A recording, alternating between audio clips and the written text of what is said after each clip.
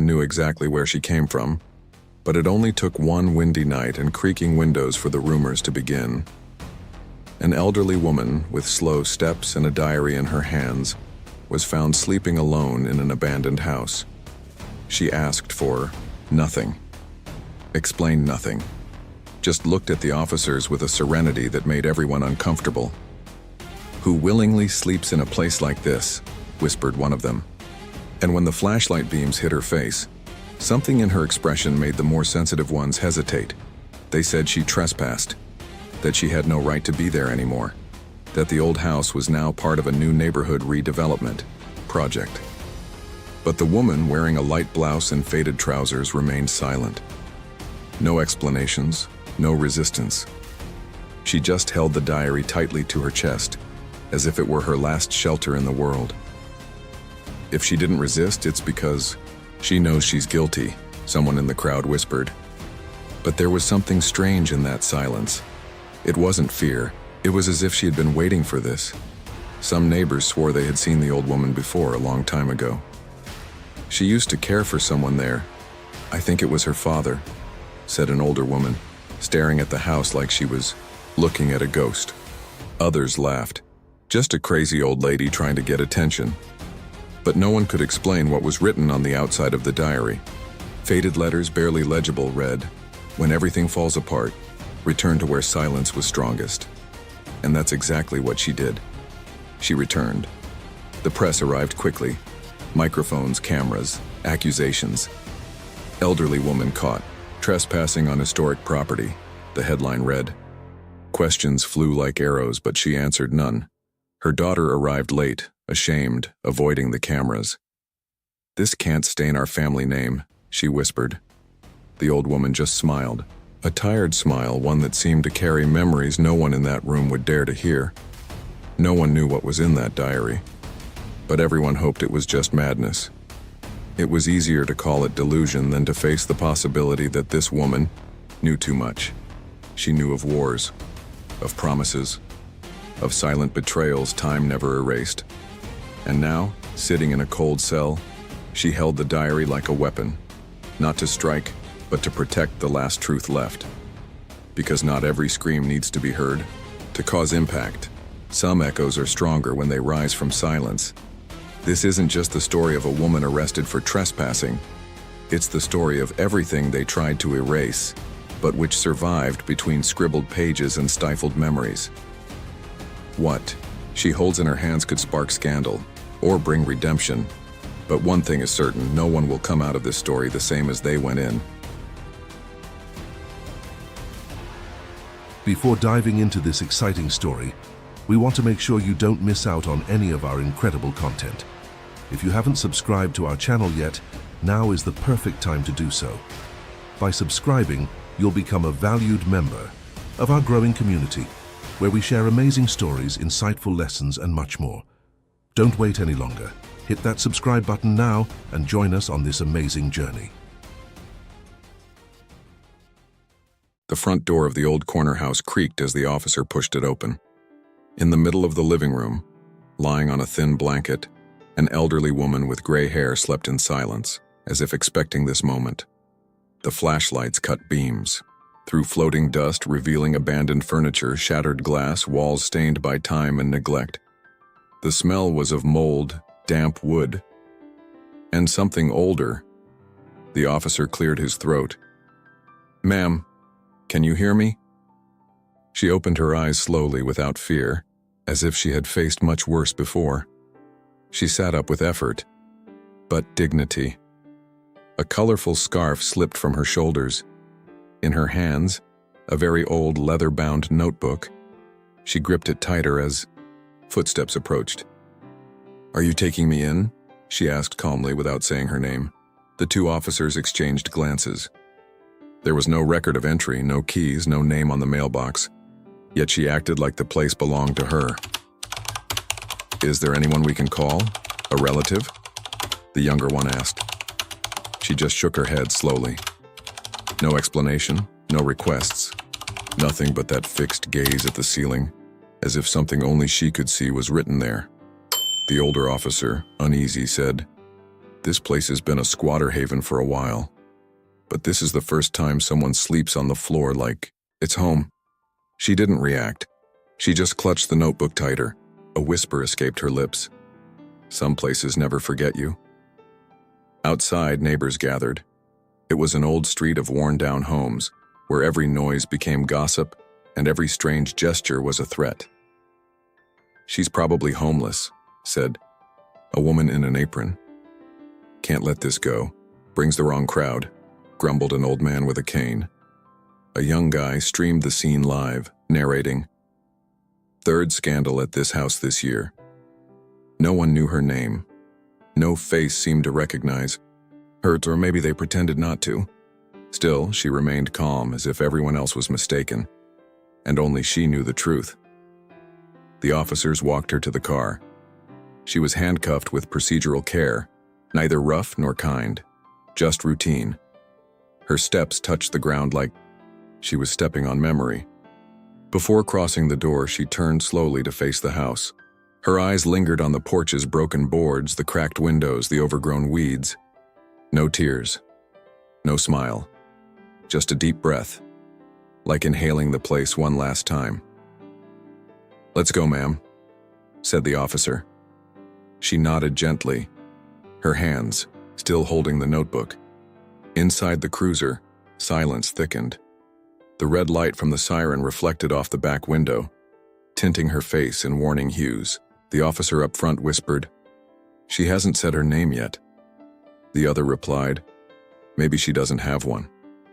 She stared straight ahead, unblinking but saying everything with her eyes. Her hands trembled slightly, not from fear, something older, heavier. The diary on her lap was all she held tightly, as if it held more than stories, as if it held the only truth that mattered. They drove through wet streets to the station. On the sidewalk, a torn piece of her scarf fluttered, caught in the fence of the house. A gust of wind lifted it briefly before it landed in the mud. No one noticed. At the station, she was led to a cold room where questions would be asked and no answers would come. "Coffee?" a clerk offered. She said nothing, just sat down, adjusted the scarf, and pulled the notebook closer to her chest. The motion looked rehearsed, like someone who had done this before. The news had already picked it up. "Elderly woman found in abandoned property may suffer from mental issues." That was the headline. No name, no story. Just another body out of place. While paperwork was filled out, she remained still. Only her fingers gently stroked the notebook's spine, like thumbing through memories without turning pages.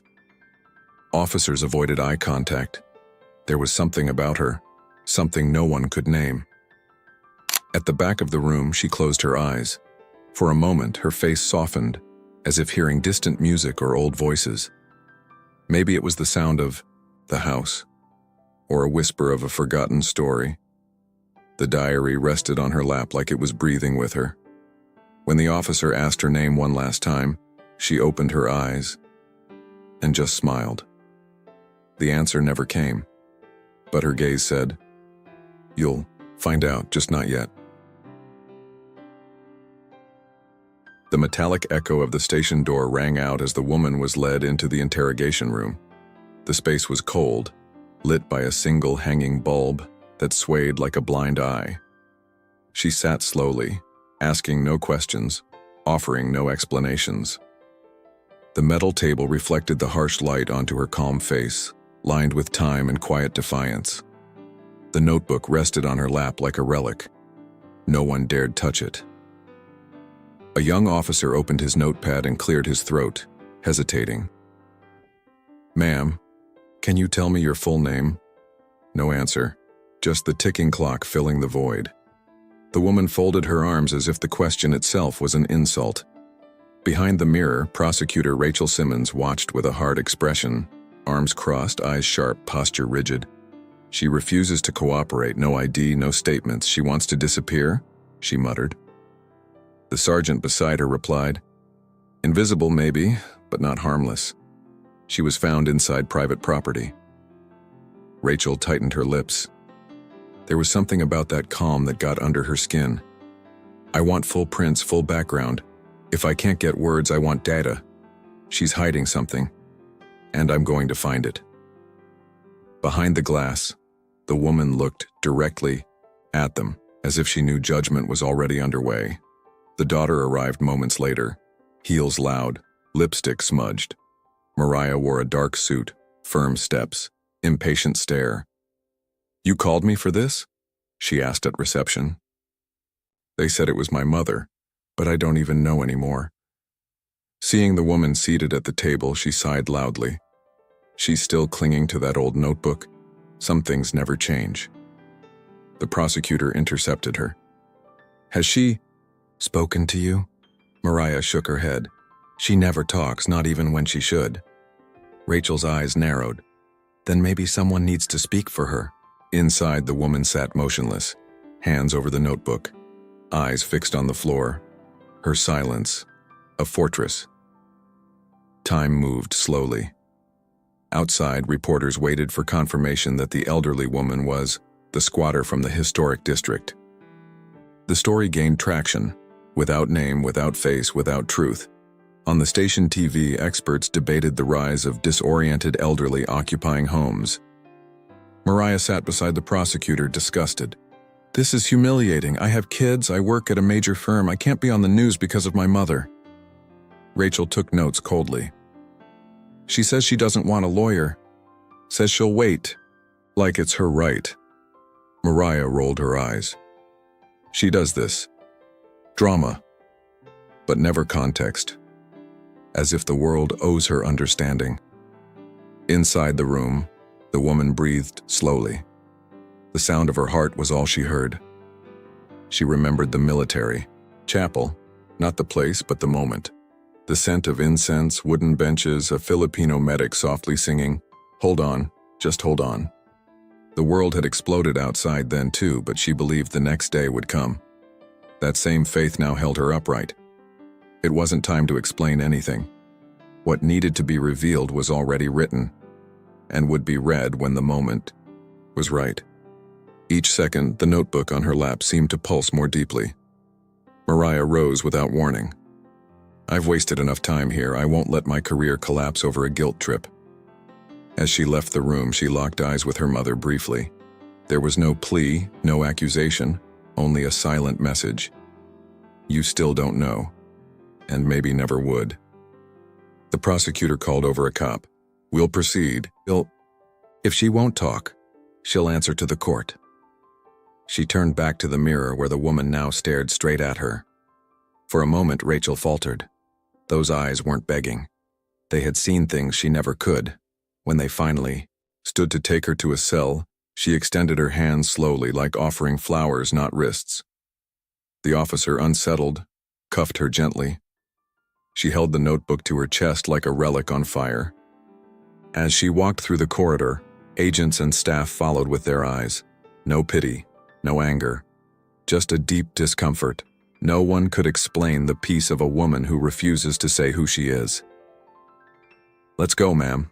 Time to rest," the officer said. And she walked silently, not toward a cell, but toward something sacred. The wooden benches of the courtroom were full. The sound of footsteps echoed like dry hammer blows across the polished floor as the gray-haired woman was slowly wheeled into the center of the room. Prosecutor Rachel Simmons arranged her papers, like a conductor preparing an overture. Across the aisle, the court-appointed attorney tried to engage with the defendant, to no avail.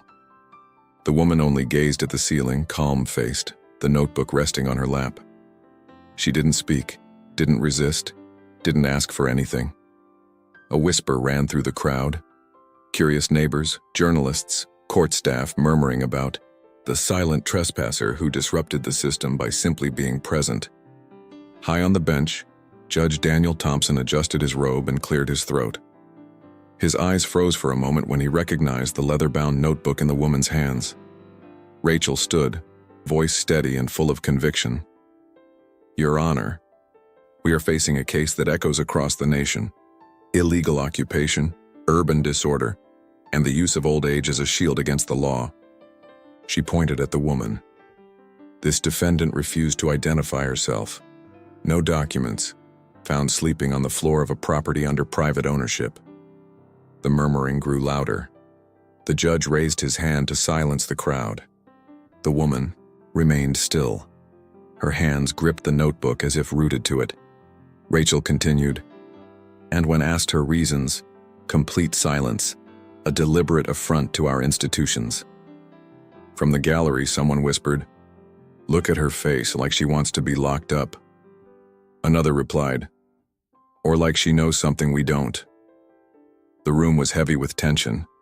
Every creak, every pen click, every shifting seat felt louder than it should. The defense tried to speak but was cut off. Rachel pressed on.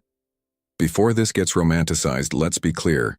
We have documentation, police reports, property assessments, updated registry." She turned again to the woman. "This defendant represents risk, a shadow from the past that refuses to leave a present where she no longer belongs." The woman finally raised her eyes, slowly, directly, silently. The judge felt something stir in his chest but didn't show it. His gaze returned to the documents. Rachel shifted tone. "Your Honor, we also present this object." She pointed at the notebook. According to the report, it was found in her possession, filled with confusing entries, some coded. The officer approached to retrieve it, hesitating. The judge nodded. "Bring it to the bench, carefully." The officer obeyed, almost reverently, removing the notebook from the woman's lap. She didn't resist, just sighed, like someone yielding not from weakness, but from choice. The notebook was opened at the center of the courtroom. Its pages fluttered slightly in the breeze from the tall windows. Rachel clicked her tongue. Page 17. Partial reading. The officer read aloud. April 23rd. Bomb sounds to the south. Patient number 14 in critical condition. Continued treatment despite active sirens. By morning, I'd lost count of the bodies. A frozen silence fell over the courtroom. Rachel broke it. Disjointed notes, no context. Clear signs of mental disorientation. She seems to confuse military memories with the present. Classic war trauma. The woman sat quietly, chin high, eyes narrowed, listening to something far beyond the courtroom. The defense requested a pause, arguing that the document needed proper authentication. The judge hesitated for a beat. He stood, approached the diary. A soft gust turned one of its pages, as if the book opened itself to something greater. Thompson closed it firmly. Reading suspended for now. Document origin must be confirmed. Rachel objected. Your Honor, this clouds the proceedings. But the judge didn't budge. I said for now, this session is adjourned pending technical review. The gavel struck hard, louder than needed. The woman was wheeled out slowly, eyes still fixed forward. The crowd's eyes followed her, as if she were the only person in the room who didn't belong, or perhaps the only one who did. The notebook remained on the table. Its worn leather seemed to breathe. One question lingered in the air. Who was this woman? And why did she make everyone else feel like they were the ones being judged? The courtroom was quieter than before, not by the judge's order, but from the weight of what remained unsaid. The tall, amber ceiling lights cast long shadows across the shoulders of the gray-haired woman sitting silently before them. The notebook, now in the possession of the court officer, lay atop a white cloth on the evidence table like a relic waiting to be deciphered. Prosecutor Rachel Simmons adjusted her glasses with sharp precision, eyes burning with anticipation. Proceed with the next section, she ordered.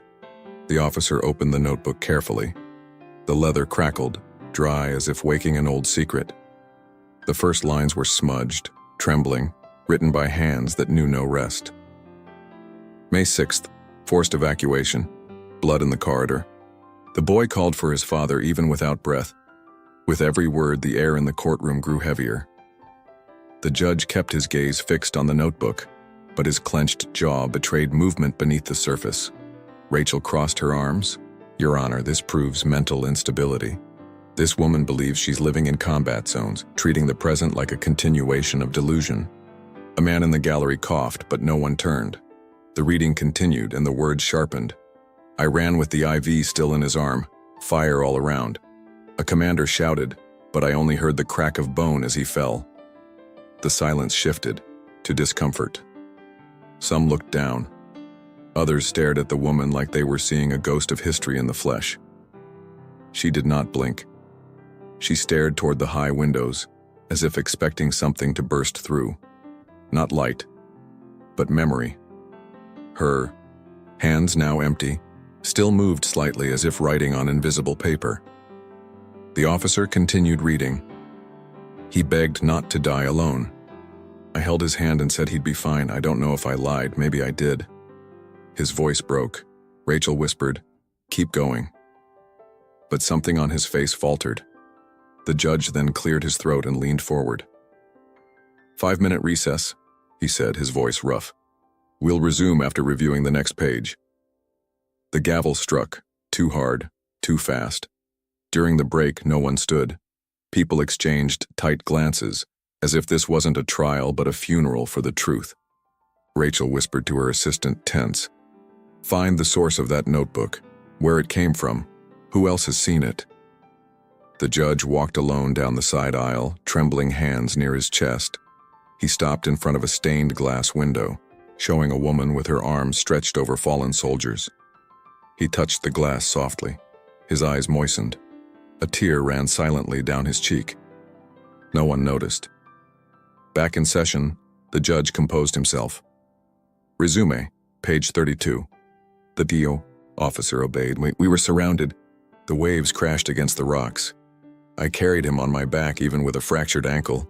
He screamed in pain. I told him it would pass, but the water was full of shrapnel.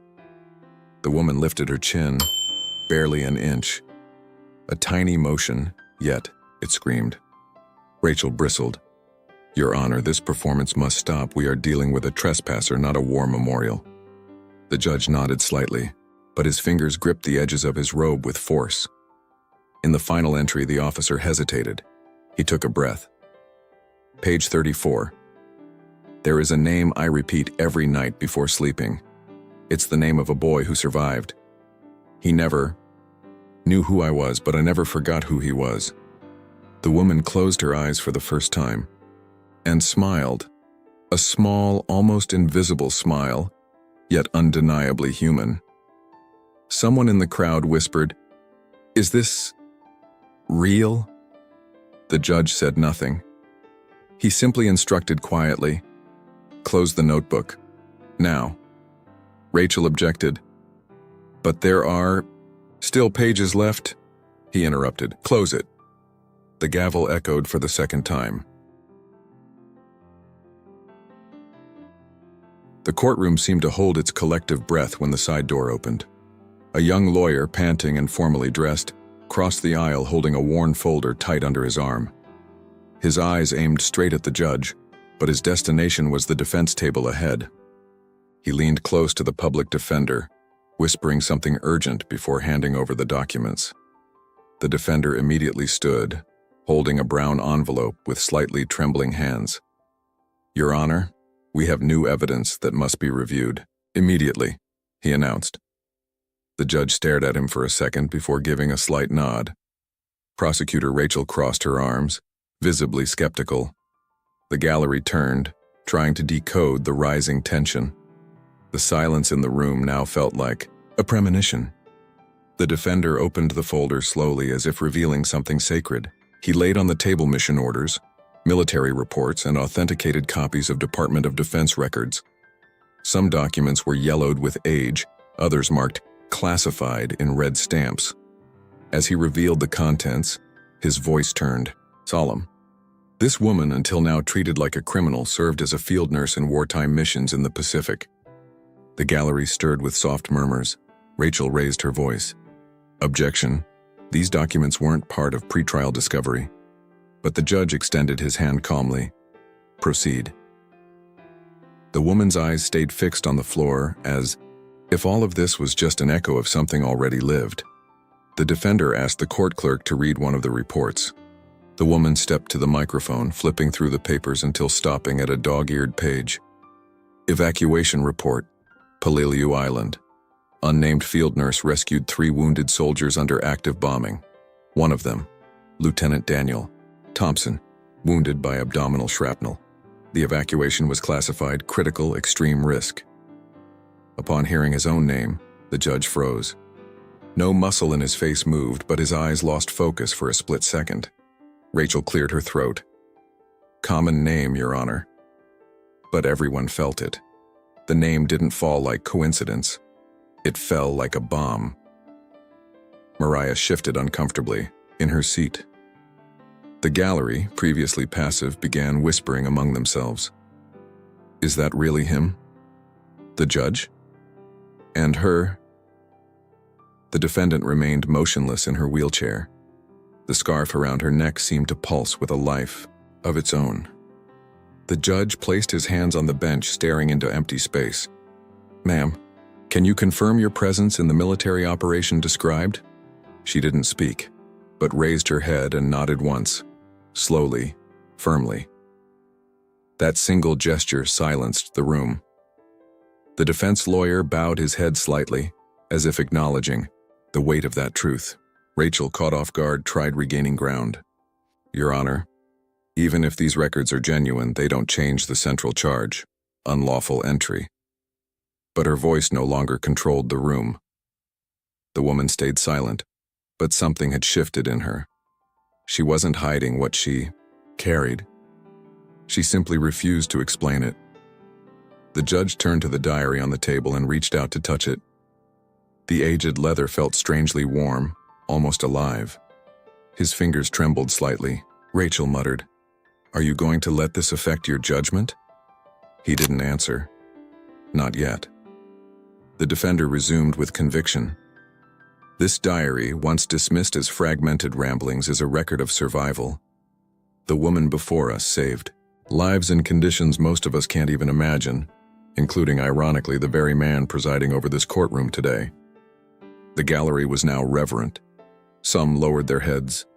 Others gripped their hands tightly. The judge remained silent, but his eyes were no longer the same.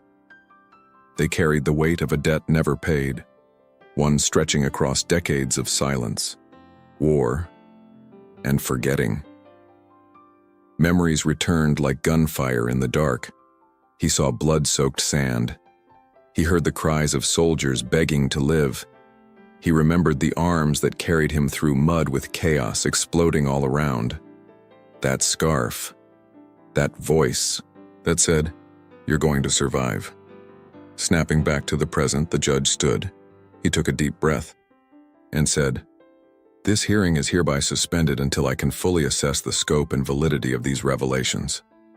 The gavel struck hard, like cutting a line between then and now.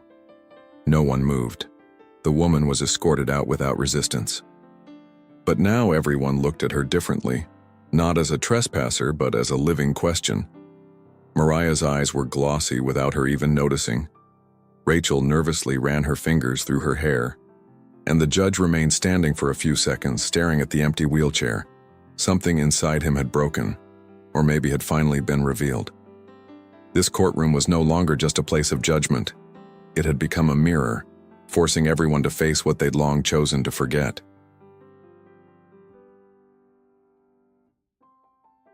The judge's chambers were wrapped in absolute silence. The fading daylight filtered through the blinds, drawing golden lines on the dusty floor. Daniel Thompson sat at his desk. No robe, no words. Just the diary resting before him, closed, waiting to be touched by memory rather than law. His hands, folded in his lap, trembled slightly. Sweat clung to his temples and his breathing was slow and heavy. A faded war photo on the wall seemed to watch him. Youth frozen in uniform, unaware of what would come. The clock ticked on, but Thompson didn't hear it. His mind was far from there, back in the trenches, back where screams had returned to echo. He stood suddenly as if waking from a nightmare.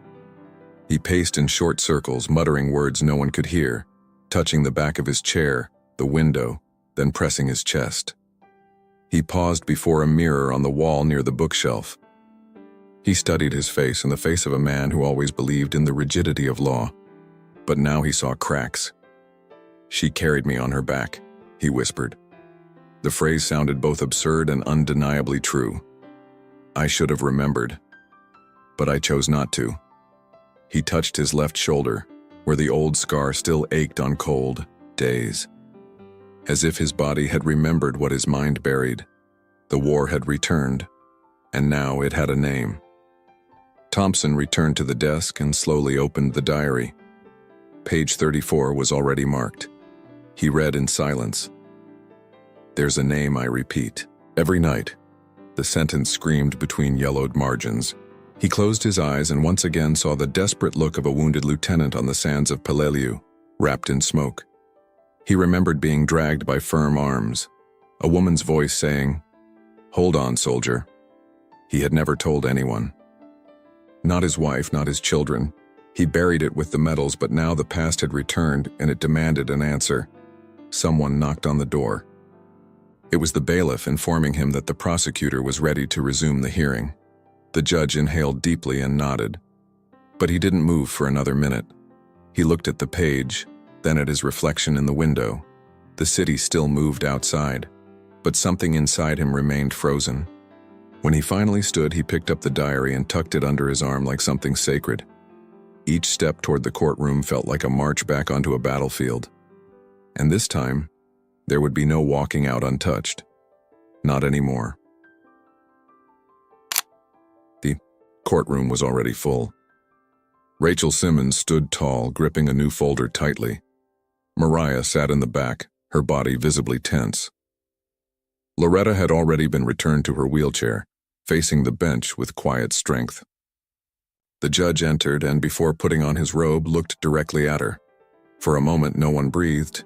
Then he walked to the bench, opened the diary again, and read the final line on page 37. He looked at me like I was invisible, but that day I was all he had. His voice cracked, but he did not stop. Rachel interrupted. "Your Honor, with all due respect, the contents of that diary do not change the legal facts." The judge turned to her. His eyes had changed, no longer hardened, but deeply human. "Prosecutor Simmons, the law we uphold doesn't exist to crush stories like this. It exists to protect them." She frowned. "If we start making exceptions, we weaken the principle of property." He took a deep breath. "Sometimes the exception is the only path to justice," the gallery murmured. Mariah looked at her mother, and for the first time didn't see a stranger. She saw a whole woman. Loretta remained silent as always, but her eyes said everything. The judge leaned back, wiped his face, and declared, "This hearing is suspended for 24 hours. I must reconcile my legal judgment with my human conscience." Rachel tried to object, but there was no space left. The gavel struck once more, firm, deliberate. Thompson rose and left through the side door, carrying not only the diary but the weight of decades. Outside, the wind whistled through the courthouse columns like voices long forgotten. He paused on the steps, looked at the gray sky and whispered, "You saved me, and I almost let you fade into silence." The war wasn't over. It had simply waited to be remembered. There was no formality in the courtroom's return. No announcements, no gavel, only quiet footsteps and the subtle scraping of chairs. Judge Daniel Thompson entered carrying the diary, his robe still folded over his arm. The audience, waiting, in near religious silence, turned their eyes from the prosecutor to him. Rachel Simmons gripped her notepad like a lifeline. Mariah sat near the side wall, hands clasped in her lap, unadorned and unguarded. Loretta, as always, was already present, facing forward, gaze set far beyond the room. The atmosphere was that of a suspended breath, waiting for a gesture, and it came without warning. The judge remained standing, refusing his chair. He placed the diary on the bench without opening it.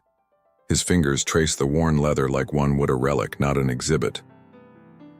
"Before we proceed with anything legal," he began, his voice steady, I need to say what's in here. It wasn't a speech, it was truth. I was saved in combat. I was young, proud, foolish. I thought I knew everything, until shrapnel tore through me and I was left for dead on a beach far from here. No one dared interrupt. Someone carried me through fire, through mud, through death. I lived, and I never said thank you. The audience leaned forward as if the judge's words were threads pulling a long hidden tapestry into view. I never knew her name, just a rumor, a field nurse. No record, no face, only the miracle of survival. He turned toward Loretta slowly. Today I know who she was. The room inhaled as one. This woman, this defendant, the one labeled delusional, a criminal, a ghost.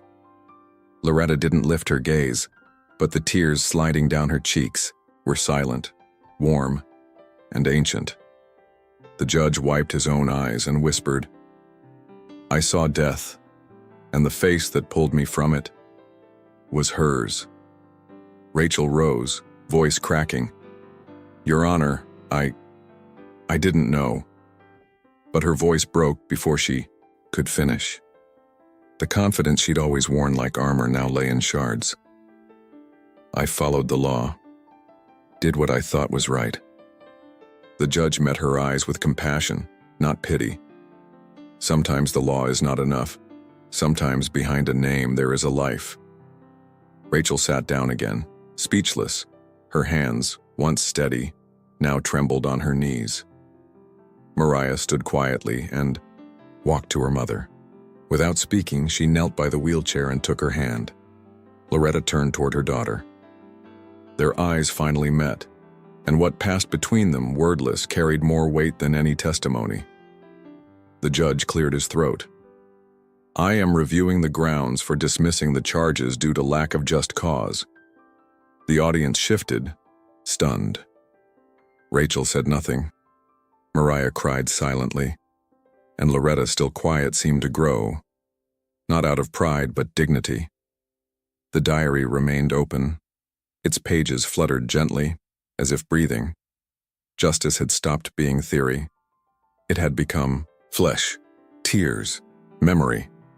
The judge stepped down from the bench and approached Loretta. He returned the diary to her hands. Forgive me for forgetting. She didn't speak. She simply nodded and held the book like something sacred returned. The crowd stood, but didn't applaud. No clapping, just presence. A silent tribute. Rachel remained seated, frozen, but something in her had cracked. Mariah rested her head on her mother's lap and whispered, I'm sorry. I didn't know. I never knew. Loretta stroked her hair gently, just like when she was a child. The session was adjourned again, but no one left the room right away. It felt like a temple, or maybe a battlefield finally gone quiet. The judge withdrew in silence, still holding the diary. The room slowly emptied, but many lingered, waiting for something more. A last line, a final breath. Perhaps peace. Loretta was wheeled out with her head high, not in triumph, in peace. And the courtroom finally understood what she had been saying all along, without ever speaking, that justice begins when someone finally chooses to listen.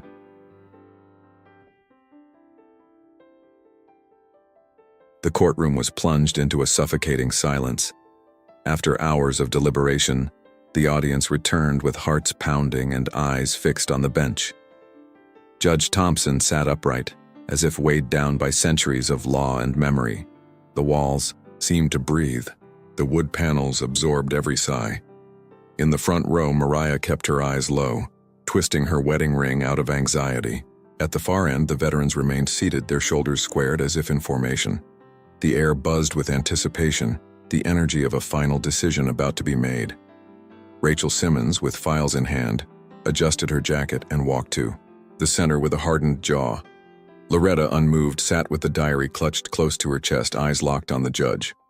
A breeze slipped through the high windows, lifting a page of the notebook gently as if heaven itself dared to intervene. The prosecutor's voice broke the silence like a blade. Regardless of what was said here today, Your Honor, the law remains clear. She paced slowly, heels echoing across the chamber. A citizen cannot occupy private property, even with the most touching of pasts. The murmurs began again, soft and uneasy, like distant thunder. Judge Thompson lifted a hand, and the room quieted. Rachel's gaze was firm, but a flicker of doubt glimmered in her eyes. We cannot allow emotion to override the legal code, no matter how admirable one's biography may be. Loretta's gaze remained steady, not a single tremor in her lips. It was not pride, it was something deeper, an unshakable truth that had already endured wars. She seemed more unmovable than the marble columns around her. Suddenly, one of the veterans stood. His voice was hoarse, but strong. The only reason I'm breathing is because of her. More men rose in sequence, 3, 5, then a dozen. She saved us, she carried us, she stitched us when the medics were down. Judge Thompson, visibly shaken, whispered something under his breath. Rachel opened her mouth to protest but found no words. The gallery erupted into a symphony of honor, soft claps, hands over hearts, and one woman began to hum a hymn. The tension in the air was no longer just judicial. It had become sacred. Mariah looked around, her expression transforming from shame to reverence. Loretta blinked slowly, and a single tear rolled down her cheek. Silent, dignified, and earned. The judge stood, the gavel still untouched. Order, he said, though his voice betrayed him with a slight tremor. He looked toward Simmons, who was now staring at her own hands, fingers trembling. This is not a simple matter of trespassing. His tone was firm, yet layered with memory. This is a reckoning. His gaze shifted to Loretta, then to the diary. A woman who risked her life for others, who lost everything due to a clerical mistake, does not deserve the weight of prison bars. Murmurs of agreement circled the room like wind through old trees, but not everyone agreed. In the back, a group of local residents stood and shouted, "That house belongs to the new buyer. Law is law." A man waved a deed in the air, red-faced. "This can't become precedent." Another woman cried, "Veterans, or not, this is America, follow the rules." The courtroom was instantly torn in half between reverence and rigidity. Rachel saw an opportunity and stepped forward, slamming a folder onto the table. This document proves the legal transfer of the property. No matter how touching the testimony, the law cannot be ignored. The sound of the folder echoed like a gunshot. Judge Thompson's jaw tightened. Enough, the judge said. But the room did not listen. Voices clashed like fire meeting ice. The veterans tried to calm the crowd. Others accused them of acting above the law. A storm of words engulfed the chamber. Only Loretta remained calm, the eye of a hurricane. She placed the diary on her lap and closed it gently. Then she spoke for the first time. "If saving lives was a crime, then let me pay the price with grace." Her voice silenced everyone, not with volume, but with weight. Thompson lowered his gaze. "What weighs heavier?" he asked aloud. "A letter of the law, or the life it once failed to protect?" His question lingered like incense. Rachel looked cornered, her beliefs crashing like fragile glass. The judge turned to the clerk. "Reopen the file on the original ownership of the property. I want to review every signature, every transfer, every date." Rachel tried to interject, but Thompson cut her off. "Until then, this court remains in recess. No ruling will be made until I understand whether it is law or error that brought us here." And just like that, he stood and exited, leaving the room suspended in a breathless stillness. Mariah approached her mother, tears forming in the corners of her eyes. She kneeled beside Loretta, unsure whether to hug her or apologize. Loretta placed a hand over her daughter's and squeezed softly. No words, just warmth. The veterans saluted in her direction before filing out one by one. Rachel Simmons remained seated, her mouth slightly open, unsure of who she had become. Outside, reporters crowded the steps, but none dared approach the old woman in the hallway. She stood still, back straight, her shadow long and unwavering, in the courthouse light. And inside, the pages of a forgotten diary waited to speak once more. The silence in the courtroom hung heavy like thick fog. When Judge Thompson returned, his footsteps echoed like the ticking of a clock caught between past and present. His eyes had lost their former coldness. Now there was something cracked, as if an internal fracture forced him to confront what he'd hidden for years. He sat down slowly, removed his glasses, and rested a hand on Loretta's diary, as if touching a relic. Prosecutor Simmons stood again, folder in hand, but the judge halted her with a single gesture. "Before we address any legal matter," he said, "I need to make a personal statement." The air grew thinner. Mariah gripped her chair's arm. Veterans in the back rows leaned forward. Something was about to break open, and everyone could feel it. For years, I tried to forget that day on Peleliu Island. The judge's words carried the weight of molten lead. But the truth is, a part of me was buried in that blood-soaked sand. He described, with a trembling voice, the bombing that struck his unit, the screams of fellow soldiers, the thick smoke that blinded him. I was ready to give up when I felt firm arms lift me from the mud. The courtroom stood still. She didn't say a word. She just carried me to the field hospital, even as bullets whizzed all around us. He pointed at Loretta. "That woman over there, the one they now call a criminal." A collective gasp swept through the room. The prosecutor lowered her head, unable to meet anyone's eyes. The judge rose, opened the diary.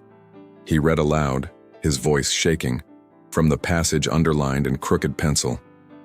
"The wounded boy caught his breath when I told him he would live. He believed me, and I had to believe too." Mariah covered her mouth in shock. One veteran clutched his chest as if pledging allegiance. "Ladies and gentlemen," said the judge, "this case cannot end as a simple trespassing charge. There's something far deeper here." He closed the diary slowly. The tension turned to emotion, but something else was still coming. The defense attorney stood, holding a manila envelope. "Your Honor, these documents arrived this morning. They confirm that the house in question was wrongly seized in 1982 due to a clerical error omitting the rightful heir." The judge stared at him, stunned. "Earlier records were destroyed in a fire, but we retrieved microfilm copies from 1965 proving the property belonged to Mr. Elijah Evans, the defendant's father." A buzz rose like a tide. The prosecutor scrambled through the documents in panic, but the seals and signatures were unmistakable. The judge stepped back as if the ground shifted beneath him. Mariah looked at Loretta, who remained silent, hands trembling on the edge of the bench. A single tear slid down the judge's face. "I've lived a lie for decades, and by enforcing the law with rigidity, I now realize I almost repeated the same injustice I allowed long ago." The courtroom, once hungry for punishment, now watched in tearful silence. This woman saved my life, and hers was stolen from her without anyone ever asking for forgiveness. He turned to the prosecutor. "Ms. Simmons, this is no longer a legal issue. It's a moral reckoning." The prosecutor silently nodded. For the first time, she had nothing more to say. The judge sat down again, as if the chair bore the weight of his whole past. Veterans rose one by one in solemn reverence. They said nothing, only raised the medals on their chests toward Loretta. She watched the scene as if in a dream. The courtroom lights seemed softer now, almost sacred. Mariah, ashamed, stepped to the center of the room, approached her mother but couldn't speak. She simply took her hand. And there, in that gesture, began a silent apology, still fragile, but real. The judge cleared his throat, trying to maintain composure. "I need a few moments before delivering the final sentence." And so, once more, the gavel remained suspended. Outside, the crowd grew. Journalists pushed for answers. But anyone looking in would witness a scene they never expected. Not a cornered defendant, but a woman standing tall, surrounded by soldiers, her daughter, and silence. A silence that said more than any defense. The judge knew that by the end, Of this session, Loretta wouldn't be the only one freed. He would be too. Free from the burden of silence. Free from the mask of blind authority. Free to finally be a whole man. But one step remained, and the world waited, breath held.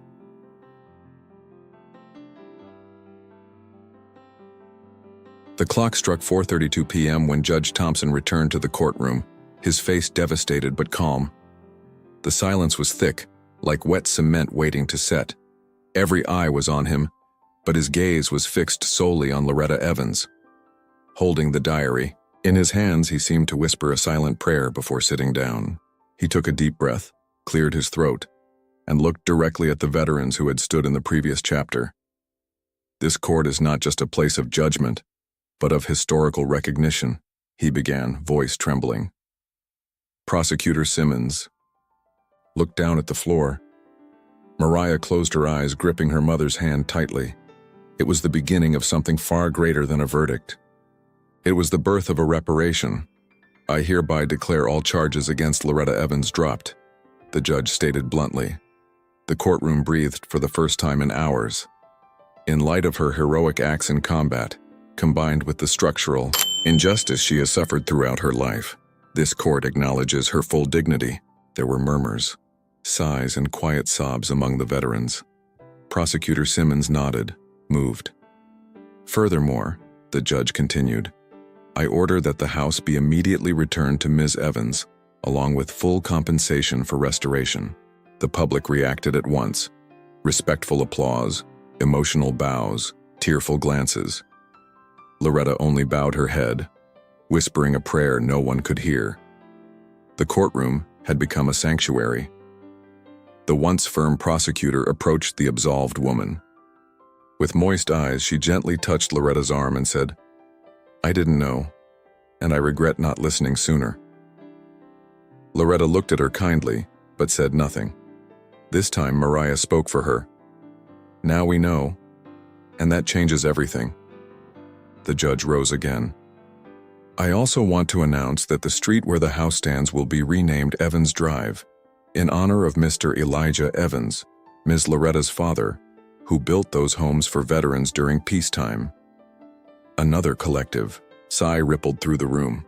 It was as if that neighborhood, that town, and that courtroom needed this moment to reinvent themselves, and indeed they were being reborn. Outside the courthouse, the steps became the stage for a scene no screenwriter could have imagined. Loretta, leaning on her cane, slowly walked down the stairs, surrounded by reverent veterans and residents. Mariah walked beside her like someone escorting a queen returning to her throne. Reporters lowered their cameras. There were no questions, only reverence. In the middle of the stairs, Loretta paused, opened the diary over her chest, and in a quiet voice began to pray, Lord, may my life reflect your love now that your justice has been done. It was more than a prayer. It was a testament. A public act of faith in a world used to disbelief. Crowned by the afternoon sun, she looked almost ethereal. The veterans encircled her, lifting their hands silently to the sky. One began singing, an old hymn, and soon others joined in. The crowd moved united in an emotional chorus. The notes echoed through the streets, rising above buildings, crossing years of pain and erasure. It was a hymn of redemption, a lament turned into praise, an invisible miracle before the cameras. And in the midst of it all, Ms. Evans stood firm, like a column of faith that never collapsed. Mariah, on her knees, held her mother's hand. She wept like a child who had found her safe harbor again. Mom, you've always been my champion, she whispered, finally understanding the greatness of a silence that was never weakness, but a shield.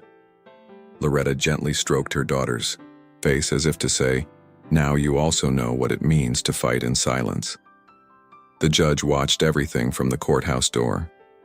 He removed the ring from his finger, symbol of his position, and placed it in his jacket pocket. He knew that, although still a judge, he would never judge the same way again. He too had been set free. When everything seemed to have ended, a gust of wind turned the pages of Loretta's diary. A loose sheet, stuck to the final margin, fell to the ground. Mariah picked it up and read aloud, voice trembling. To those who come after, never forget. Faith and courage heal even the most wounded hearts. It was as if time itself had signed that note. The crowd fell silent again, impacted. It was a final message, but also an invitation. The unspoken question hung in the air. What legacy will each of us choose to carry from this moment on? In the final scene, the camera would slowly pull away, revealing the crowd around Loretta. In the background, the courthouse facade no longer reflected oppression, but transformation. The street, now bearing the new sign, Evans Drive, glistened under the golden light of sunset. And in that instant, the world knew. This woman was not just a survivor, but a seed of justice planted in dry ground, that bloomed among stones, that sprouted faith where ashes once lay, and that even with a fragile body, held a truth strong enough to lift everyone around her. She didn't ask for applause. She never imagined that her silence would turn into a voice that echoed through courtrooms, newspapers, and hearts. Loretta Evans stood as if her spine was made of iron, and her soul made of ashes that had survived the fire. In a world so quick to judge, she chose not to shout, but to endure. And her endurance shook systems, softened hardened men, and exposed truths buried under decades of bureaucracy and prejudice. What began as a police report ended as a historical correction, one that no one was prepared to witness, let alone explain. And yet it happened, because one woman carried in her hands not just a diary, but a testimony no judge could silence. Now that the dust has settled, a street bears her father's name. A house, once abandoned, becomes the living symbol of dignity restored, and the community, and once blind, now sees with eyes wide open. But what remains isn't just a building or a change in a street sign. It's a wound that healed differently. It's a question that refuses to vanish. How many Lorettas have been buried beneath silence? How many homes were never returned because the truth came too late? This story is for those who didn't get their chapter read aloud in court. The judge never reclaimed the same authority. How could he, after discovering that justice isn't always about law, but sometimes about memory? Loretta's name now sits beside his on the city archives. But only one of them carries the scars that matter. The real kind. The kind that you don't show but feel every time you walk by the house you rebuilt with your father's bare hands. Faith isn't something you scream from pulpits. It's what remains when the courtroom goes quiet. And forgiveness. Forgiveness is what you give when they don't even remember they owe you. That's why she walked out free. Because she had already freed herself a long time ago. If you followed this story to the end, then maybe something inside you is stirring. Maybe you're thinking of someone who was silenced, or maybe that someone is you. The truth is, we all carry diaries that no one has ever read. Some are hidden in drawers, others in heartbeats. But every once in a while, someone decides not to hide anymore. Someone decides to open the page and let the world see what it tried to forget. And when that happens, no judge, no law, no lie can hold it back. The truth has its own breath, and eventually, it speaks. So what are you still hiding? What truth inside your own story deserves to be read out loud? You don't need to wear a uniform or carry medals. Sometimes just holding your ground is enough to shake the earth beneath your enemies. Just being silent when still standing is a revolution. Loretta reminded us that scars can become scriptures, that memories, even painful ones, can be doors, not walls, and that dignity can rise again, even from dust. If this story touched your heart, subscribe to our channel, turn on the notifications, and share this with someone who needs to hear it.